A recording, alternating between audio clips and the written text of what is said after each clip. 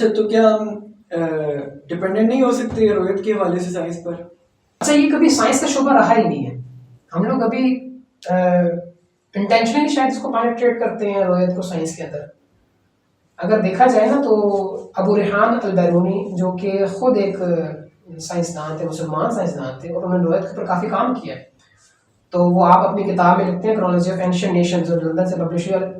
حقیقت میں تو وہ عربی کی کتاب ہے، البتہ جو ترجمہ انگلش میں ہمارے پاس میسر ہے اس میں آپ لکھتے ہیں کہ کبھی بھی ہمارا مقصد جو ہے وہ سائنس کی تحقیق کرنا یہ رہا ہی نہیں ہے کہ ہم لوگ شریعت کو سائنس کی تابع کر لیں، بلکہ مقصد یہ ہوتا ہے کہ جو رویت ہمارے پاس آ رہی ہے کیا وہ اس سائنسی کرائٹیریا کی منیمم لیول کو کمپلیٹ کر رہی ہے یا نہیں کر رہی. یعنی کہ وہ ابھی چاند کی برتھ ہوئے تھوڑا ٹائم گزرا ہے، افق پہ چاند اتنی دیر رہا نہیں، اس کے اوپر ابھی ایلونگیشن اور آرک آف لائٹ اتنی ہے نہیں، تو وہ جو دیکھنے والے کی گواہی ہے اس کو بیسیکلی انالیسس کرنا تھا، نہ کہ اب وہ دیکھنا شروع کر دیا جائے کہ آیا کہ ہمارے پاس ابھی ضرورت ہے بھی ہے یا نہیں کہ سائنس کے ہوتے ہوئے ہم لوگ شریعت کو اس کے تابع کریں یا نہیں.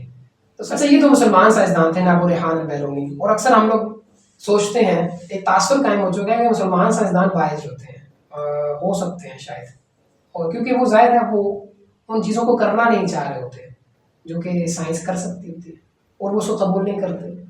اور یہ بات کورسپونڈنس ہوئی ضیاء الدین لاہوری صاحب کی، اور انہوں نے وہ کورسپونڈنس جو ہے وہ فکر و نظر انٹرنیشنل اسلامک یونیورسٹی اسلام آباد ایک جرنل ہے، 1980 میں اس کو پبلش بھی کر دیا. تو ان کی کورسپونڈنس ہوئی یونیورسٹی آف لندن آبزرویٹری، ایک ڈپارٹمنٹ ہے ان کی فزکس اور اسٹرانومی کا.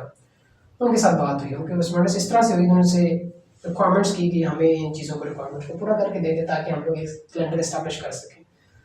تو اتفاق کی بات جو وہاں کے اسسٹنٹ ڈائریکٹر تھے ڈینیس مکنالے، انہوں نے اس کا لیٹر جو رسپانس کیا اس کے اندر انہوں نے کہا کہ اگر جو ہمارے پاس آبزرویٹری آپشنز موجود ہیں، جو کرائٹیریا سیٹ ہو چکے ہوئے ہیں، تو اگر کوئی یہ ہمیں کہے کہ کرائٹیریاز کے بعد ہمیں یہ بتا دیا جائے کہ کس شام کو چاند اپیئر ہو جائے گا، ویزیبل ہو جائے گا، تو میرا جواب ہوگا کہ نو، ہم لوگ یہ کام نہیں کر سکتے. اچھا اس کے بعد انہوں نے کافی اٹریکٹیو لائن بولی. اٹریکٹیو اس لحاظ سے نہیں ہے کہ وہ پازیٹیو تھی، بلکہ وہ اس لحاظ سے تھی وہ نیگیٹو تھی، اور یہ مجھے خوشی نہیں ہو رہی، البتہ یہ ان سوالوں کے جواب میں مجھے خوشی ہو رہی ہے کہ جو اسلام کو ڈپینڈنٹ کرتے ہیں کمپلیٹلی سائنس کے اوپر، اور چاہتے ہیں کہ کسی طرح یہ رول ختم کر دیا جائے اسلام.